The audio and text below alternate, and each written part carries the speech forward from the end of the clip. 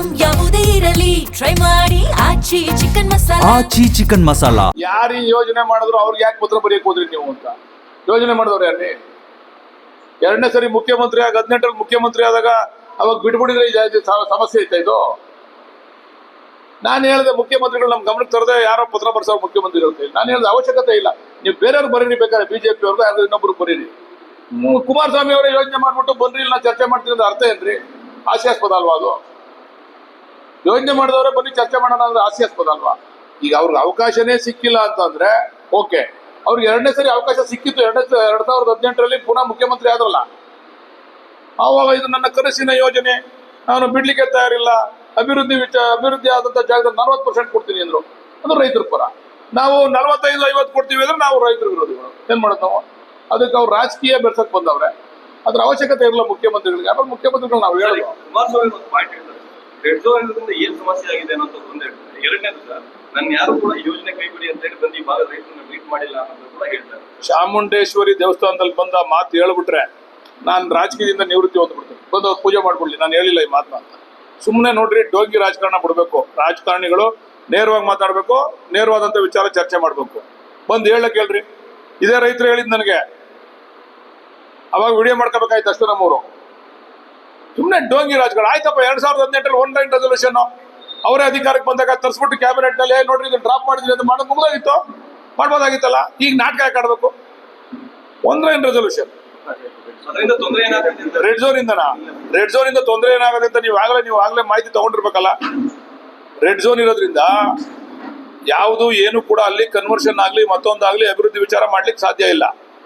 ಎಲ್ರು ಕೂಡ ಅಮಾಯಕರು. ಯಾರಿಗೆ ತೊಂದರೆ ಆಯ್ತೋ, ಯಾರಿಗೆ ಅವ್ರ ಮನೇಲಿ ಒಂದು ಒಳ್ಳೆ ಕಾರ್ಯ ಮಾಡ್ಬೇಕು, ಅವ್ರ ಮಕ್ಳು ವಿದ್ಯಾಭ್ಯಾಸ ಮಾಡ್ಬೇಕು, ಅವ್ರೆಲ್ರು ಕೂಡ ಥ್ರೋ ಅವೇ ಪ್ರೈಸ್ ನಲ್ಲಿ ಕೊಟ್ಟಿದ್ದಾರೆ ಜಾಗನ. ಯಾರಿಗೆ? ಬೆಂಗಳೂರಿನವ್ರಿಗೆ. ಒಂದು ಪೆಟ್ರೋಲ್ ಬಂಕ್ ಮಾಡಕ್ ಜಾಗ ಇಲ್ಲ ಅಲ್ಲಿ, ಒಂದು ಹಾಸ್ಪಿಟಲ್ ಮಾಡಕ್ ಜಾಗ ಇಲ್ಲ, ಒಂದು ಡೈರಿ ಬಿಲ್ಡಿಂಗ್ ಕಟ್ಟಕ್ ಪರ್ಮಿಷನ್ ಇಲ್ಲ ಅಲ್ಲಿ. ಅಂದ್ರೆ ಇದೆಲ್ಲ ತೊಂದರೆ ಅಲ್ವಾ ರೆಡ್ ಝೋನ್ ಇಂದ? ಕುಮಾರಸ್ವಾಮಿ ಅವ್ರ ಏರಿಯಾ ರೆಡ್ ಝೋನ್ ಮಾಡೋಣ ಕೇಳ್ರಿ. ಇದನ್ನ ಕೇತ್ಕನ್ನಳ್ಳಿದ್ನು ಇದನ್ನು ಒಪ್ಪೋದ್ರ ಕೇಳಿ. ರೆಡ್ ಝೋನ್ ಮಾಡಿದ್ರೆ ಕುಮಾರಸ್ವಾಮಿ ಅವರು ಏನು ಮಾಡೋದು ಬೇಡ, ಅವ್ರು ರೆಡ್ ಝೋನ್ ಮಾಡಿ ಮಡಿಕೋದ್ರ ಕೇಳಿ. ರೆಡ್ ಝೋನ್ ಅಂದ್ರೆ ಏನಂತ ಗೊತ್ತಾ? ಹೋಲಿ ಕುಮಾರಸ್ವಾಮಿ ಅವ್ರಿಗೆ ಕೇಳಿ ಹೋಲಿ. ಸುಮ್ಮನೆ ಏನೋ ಇಷ್ಟ ಬಂದ ಏನೇ ರೆಡ್ ಝೋನ್ ಅಂದ್ರೆ ಏನು? ಹೌದಲ್ವೇನ್ರಿ? ನೀವು ಆದೇಶ ಮಾಡಿದ್ಮೇಲೆ ಮುಖ್ಯಮಂತ್ರಿಗಳು ಇದನ್ನ ಮಾಡಿದ್ಮೇಲೆ, ಅವಾಗ ಮುಖ್ಯಮಂತ್ರಿ ಯಾರಿದ್ರು ಮಾಡಿದಾಗ? PMRDA ಅವರು ಈ ಆದೇಶ ತಂದಾಗ ಇಲ್ಲಿ ಯಾವುದು ಟ್ರಾನ್ಸಾಕ್ಷನ್ ಮಾಡಂಗಿಲ್ಲ ವಿತೌಟ್ ಸರ್ಕಾರದ ಪರ್ಮಿಷನ್ ಅಂತ ತಂದಾಗ ಯಾರು ಮುಖ್ಯಮಂತ್ರಿ ಅಲ್ವಾ? ಇದನ್ನ ಮಾಡ್ಬೇಕು ಅಂತ ಮೊದಲು ಮೀಟಿಂಗ್ ಮಾಡಿದ ಮುಖ್ಯಮಂತ್ರಿ ಯಾರು ಅಲ್ವಾ? ಮತ್ ನೀವು ಮಾಧ್ಯಮದ ಸರಿಯಾಗಿ ಕೇಳ್ಬೇಕು. ಅವ್ರನ್ನ ಮಾತ್ರ ಕೇಳಲ್ರಿ, ನಮ್ಮನ್ನ ಮಾತ್ರ ಟ್ವಿಸ್ಟ್ ಮಾಡಿ ಕೇಳ್ತೀರಾ. ಅವ್ರನ್ನ ಕೇಳಿ ನೀವು. ಅವ್ರೆಲ್ಲ ಹಿಟ್ ಅಂಡ್ ರನ್ ಕೇಸ್ ಅಂತ ಗೊತ್ತಿಲ್ವಾ? ಹೋಯ್ತಾ ಏನೋ ಒಂದು ಹೇಳ್ಬಿಟ್ಟು ಹೊಂಟೋಗೋದು.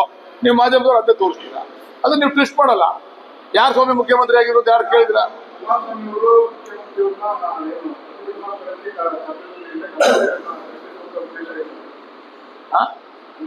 ಶಕ್ತಿ ಅಲ್ಲ, ಇದು ಉದ್ದೇಶ ಏನ್ ಗೊತ್ತಾ? ಅವರೊಂದು 25,000 ಜನ ಬರ್ತಾರೆ. ಮುಖ್ಯಮಂತ್ರಿ ಬಂದವರಿಂದ ನಮ್ಮ ಪಕ್ಷದವ್ರು 25,000 ಜನ ಹೊಡೆದಾಡ್ಬೇಕು. ಅದು ಲ್ಯಾಂಡ್ ಆರ್ಡರ್ ಪ್ರಾಬ್ಲಮ್ ಆಗ್ಬೇಕು. DK ಶಿವಕುಮಾರ್ ಅವ್ರಿಗೆ ಕೆಟ್ಟ ಹೆಸರು ತರಬೇಕು.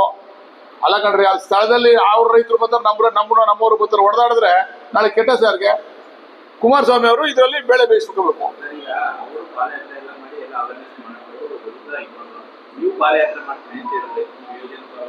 ಇಲ್ಲ, ನಾವು ನಮ್ಮ ರೈತರುಗಳು ಬೇಡ, ನೀವು ಅವ್ರು ಯಾಕೆ ಮಾಡ್ತಾರೆ? ನೀವ್ ಯಾಕೆ ಮಾಡ್ತೀರಾ? ನೀವು ಯೋಜನೆ ಮಾಡಕ್ ಕೊಟ್ಟಿದ್ರೆ ನೀವ್ ಯಾಕೆ ಪಾದಯಾತ್ರೆ ಮಾಡ್ತೀರಾ? ಅವ್ರೇನೋ ಬೇಡ ಅಂತ ಅವ್ರು ಮಾಡಿದವ್ರೇನೆ ಬಂದು ಅವ್ರು ರಾಜಕಾರಣ ಮಾಡಕ್ ಬಂದು ಪಾದಯಾತ್ರೆ ಮಾಡ್ತಾರೆ. ನಾವು ರಾಜಕಾರಣದ ಪಾದಯಾತ್ರೆ ಮಾಡೋದು ಬೇಡ.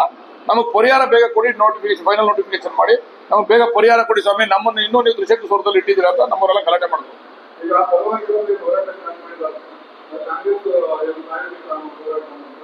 ಈಗ ಅವರು ವಿರೋಧವಾಗಿರೋ JDS ಪ್ರಾಯೋಜಿತನ? ಅವ್ರು JDS ಪ್ರಾಯೋಜಿತ ಆದ್ರೆ ಕಾಂಗ್ರೆಸ್ ಪ್ರಾಯೋಜಿತ ಅಂತ ನಾವು ಒಪ್ಬೋದು. ಕುಮಾರಸ್ವಾಮಿ ಅವರ ಸ್ಟೇಜ್ ಮೇಲೆ ಬಂದಾಗ, ಕುಮಾರಸ್ವಾಮಿ ಅವರ ಸ್ಟೇಜ್ಗೆ ಬಂದಿದ್ರೆ ಅವ್ರು JDS ಪ್ರಾಯೋಜಿತನ ಆದಂಗ್ರೆ ಹೇಳಿ. ಅದು JDS ಪ್ರಾಯೋಜಿತ ಆದ್ರೆ ಇದು ಕಾಂಗ್ರೆಸ್ ಪ್ರಾಯೋಜಿತ.